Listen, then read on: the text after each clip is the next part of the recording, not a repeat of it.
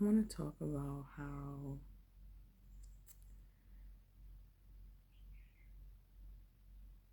and what I haven't experienced straightforwardly or upfront. I don't know. I guess that's the phrase.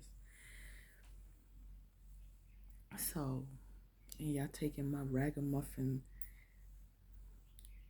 This is me. So, I've been in a handful of relationships, and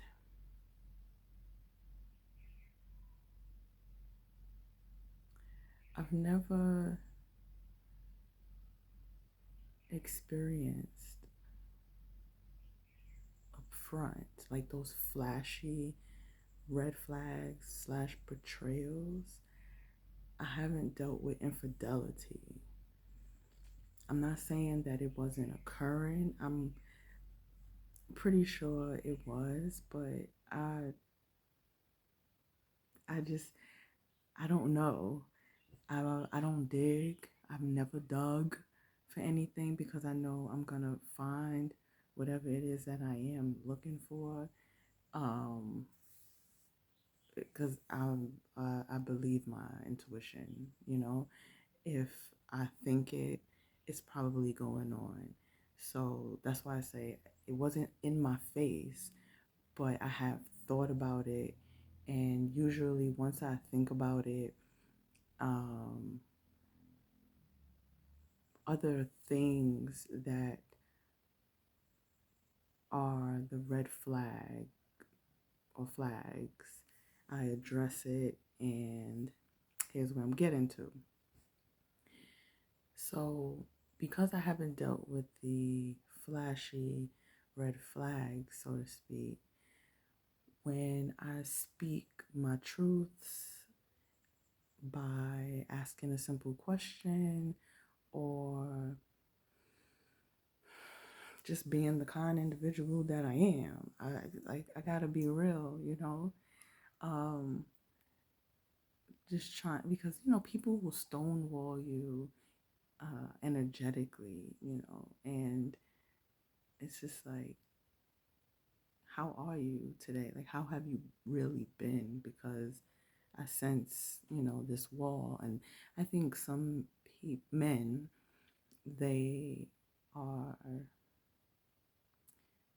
surprised that a woman can sense that because there hasn't been a direct question. Again, the upfront and in your face disrespect of maybe perhaps cheating in whichever way, right? So when you keep your cool, and I just have a keep it cool spirit, energy about me, irregardless, um, you can't, you're not matching the chaos that these men love to be in. And I'm the type of person as well that I will allow you to be in whatever state you want to be in. If you love chaos, live in that in peace. I'm not going to allow you to suck me into it, nor am I going to place myself into that. And individuals, as such, they regulate their nervous system with that. So when you don't entertain it, they don't know what to do. You become a target, right? So if they are cheating, they're going to cheat more, and they're going to perhaps maybe even put it in your face. Again, I haven't experienced that, but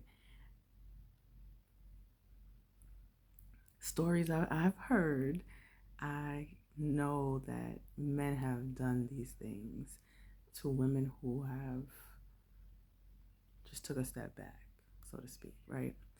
Um, well, what happens when you don't match the chaos that they love to be in is the demon, the mean spirited demon, demonic energy that's within them, that's making them do, controlling them, making them do the things that they do, they awaken. They awaken. And it's the audacity of you to just exist. It doesn't matter what you do, it's you existing and not feeding into that demonic energy that pisses them off. So it becomes dangerous.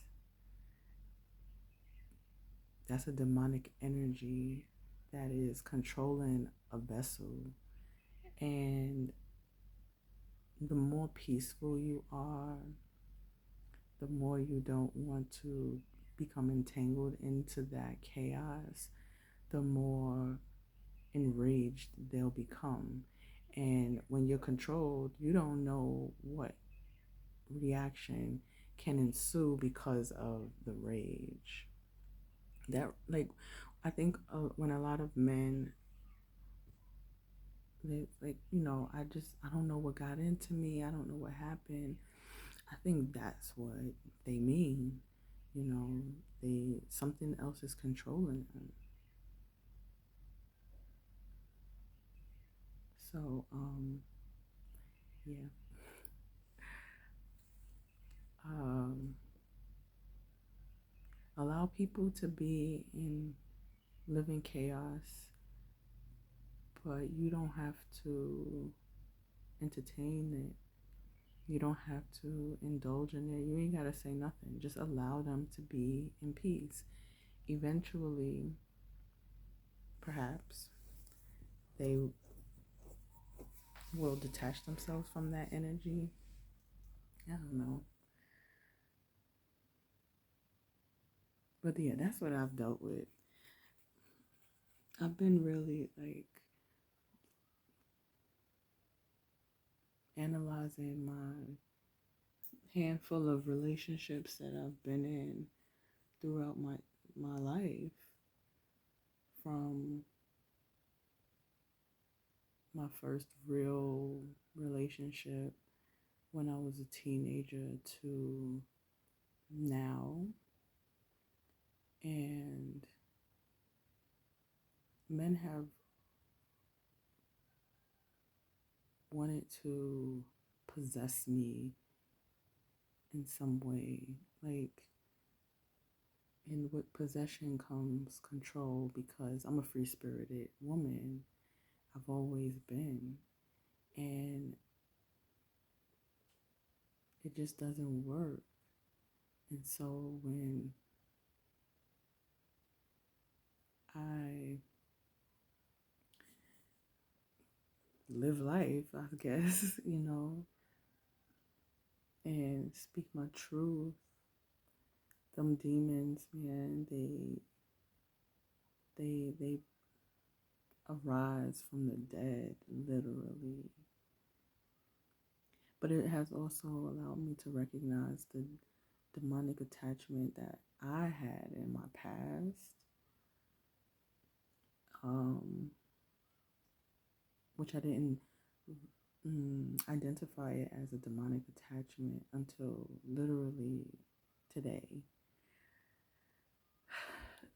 I just knew that what I experienced in my childhood that was repressed still followed me. Like, that's what happened. Like, I don't know if it was the fact that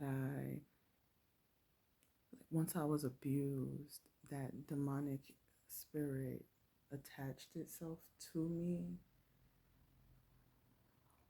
And that's, the process of that is, mm, it's like a parasite. And this is how I'm seeing it right now. It's a parasite. So the parasite makes everything that's healthy about the host that wouldn't benefit the parasite to be dormant or repressed. Yeah, you know? And that's what happened. That's what I did. I repressed it, man, because it was too heavy. And I was still around my abusers. And, my body is going to do what it needs to do to protect itself. But man, that spirit, it was heavy on me. And trying to, it was leading me towards um,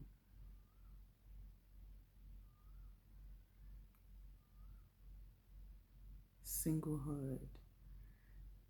Like my body was fighting, but no, mm, but it just found another host. Like those demons, they will just find another host. And I had to become celibate.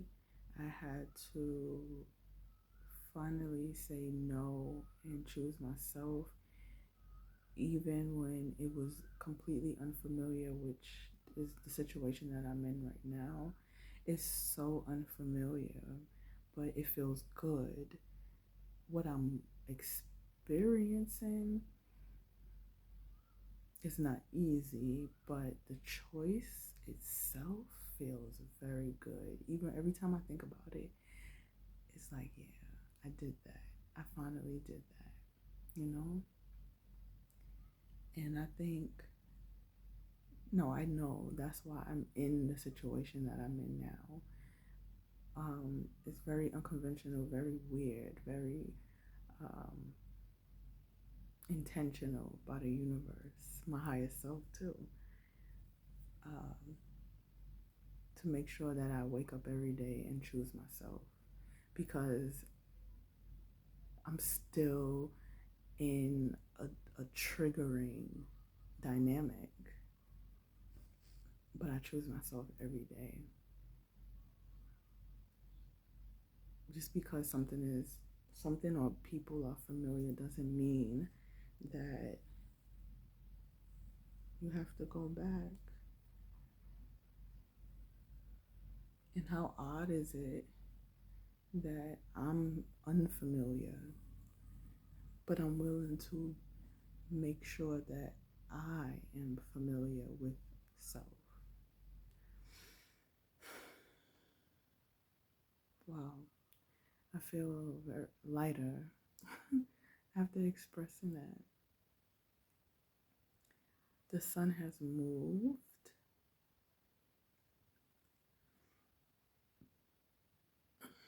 as of recently,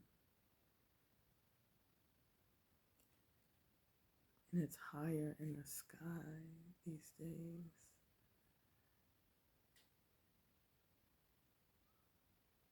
Oh, yeah.